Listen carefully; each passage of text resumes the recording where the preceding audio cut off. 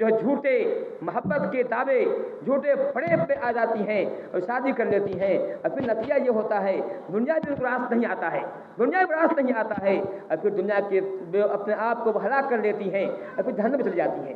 یہ کہنے کا مطلب یہ ہے کہ حالات بہت ہی دگرگوں ہیں، حالات بہت خراب ہیں۔ تو اس بات کی ہیں کہ مائیں اپنے بچوں کو دھیان دیں، مائیں خود پہلے نیک بنیں، اپنے آپ کو دینی سانچے میں ڈھالیں، دینی ڈھانچے میں اپنے آپ کو ڈھالیں، اور پھر جب خود اب نیک بنیں گی، اب گھر کا ماحول نیکی بنائیں گی۔ میں چونکہ خواتین ہیں ایک واقعہ بتانا چاہتا ہوں۔ ایک مرتبہ ایک اسکول کے اندر، ایک مدرسے کے اندر ایک استاد نے بچوں سے پوچھا تم کیا بننا چاہتے ہو، تمہاری خواہش کیا ہے؟ ہم بھی بچوں کو پوچھتے ہیں اب کیا بننا چاہتے ہیں، آپ پڑھ رہے ہیں، آپ کا ایم کیا ہے، مقصد کیا ہے؟ تو ایک مرتبہ ایک استاد نے ایک بچے سے پوچھا، تمام بچوں سے پوچھا تمہارے بچوں بتاؤ تمہارا کیا ایم ہے؟ باری باری پوچھا، ایک بچے سے پوچھا کہ میں ڈاکٹر بننا چاہتا ہوں، دوسرے کو پوچھا انجینئر بننا چاہتا ہوں، ہر بچے اپنا جواب دیا۔ اس بعد ایک چھوٹا بچہ بھی تھا، کہا اے بچے تم بتاؤ تم کیا بننا چاہتے ہو؟ اس نے کہا میں صحابی بننا چاہتا ہوں، میں صحابی بننا چاہتا ہوں۔ کہا صحابی بننا چاہتا ہوں، کیوں صحابی بننا کیوں چاہتے ہو؟ کہا چونکہ صحابی بہت بڑے ہوا کرتے ہیں، صحابی بہت گریٹ ہوا کرتے ہیں۔ کہا یہ کیسے تمہارا ہوا؟ کہا اس کی بات یہ ہے کہ جب میں سونے جاتا ہوں تو روزانہ میری ماں کسی نہ کسی صحابی کا ادا کرتی ہے کہ فلاں صحابی ہے، ابو بکر ہے، عمر ہے، عثمان ہے، غنی ہے، تو نہیں بتاتی ہے۔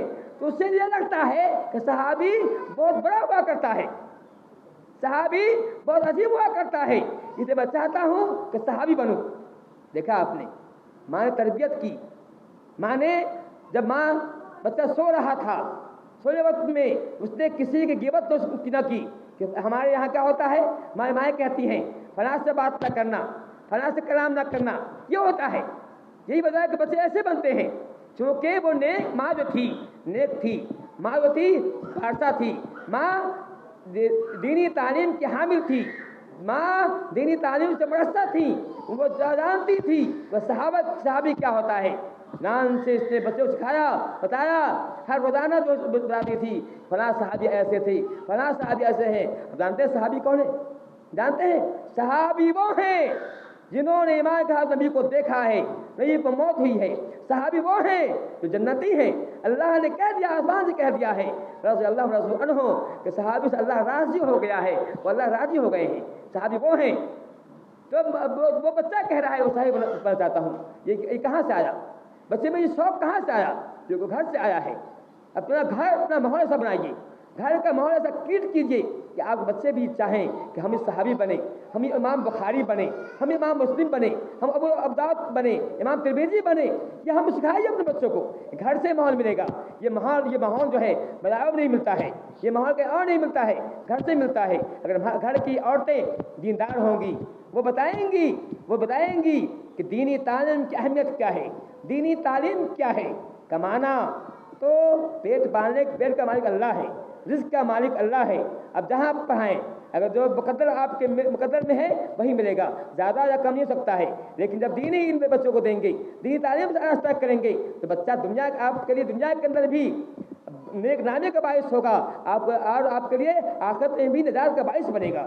تو اس بات کی ہے کہ ہم گھر اپنا پہلے خود نیک بنیں، خود اچھے بنیں، اب گھر کا ماحول اچھا بنائیں تاکہ ہماری بچیاں اچھی ہوں، ہماری بچیاں جو غیر سے بھاگ رہی ہیں ایسا نہ ہو، وہ جانیں کہ ہم میں ان میں کیا فرق ہے۔